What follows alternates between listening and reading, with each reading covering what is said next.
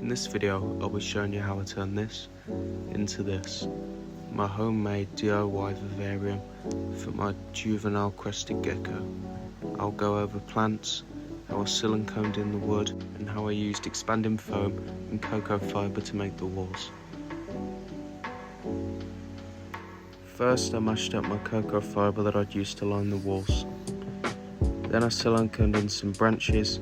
I'm mainly using a mix of spider wood and other various woods I've found at the fish store.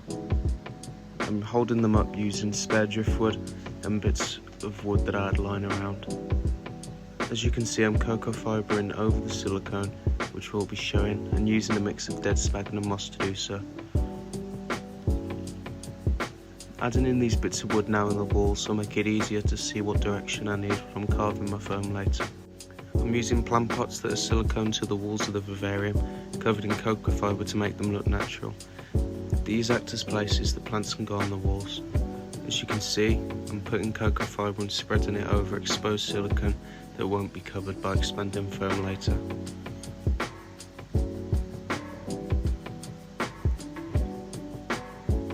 It is important to make sure all of the wood's secure, because anything falling could harm any animals in there. Next, I added my expanding foam on one side of the wall, and then I began to carve it to the shape that I wanted. I ended up doing this with my hands, granted you could use a knife or any other tool. I then started to apply silicone and cover it with cocoa fibre where needed.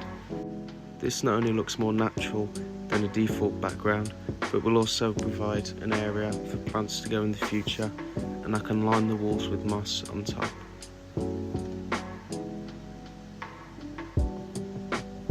Make sure to spread around your silicone with your hand, but make sure you're wearing gloves, trying to cover all areas and all ridges so the cocoa fibre has the best chance to settle. Doing it as I'm doing here on my hands means that there isn't going to be any gaps in the cocoa fibre. This made sure that there wasn't going to be any expanding foam left over poking through, ruining the look. This process took some time, but in the end I had it all covered, and now I had to leave it to settle. I saved you watching me do all of it, so here's all of the walls. Next we make our drainage layer. For this I'm using rocks that are used in other aquariums and rocks that I found around. Using rocks over balls means that there's going to be more gaps for the water to go into, as I don't plan to add a drainage hole. Next, on top of this we put our mesh. This prevents the substrate from going under into our drainage layer and prevents the water to seeping into it. Next we start mixing our substrate. Here I'm hydrating it to make sure that it stays clumped together. For this I'm using a mix of charcoal, topsoil, a little bit of organic compost and sphagnum moss, making sure that it's all mixed through.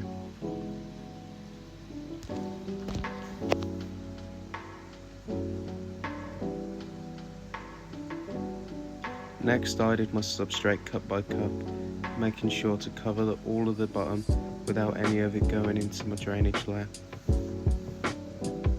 Unfortunately I didn't get any footage of it, but next I did my plants and also super glued moss to all of the wood.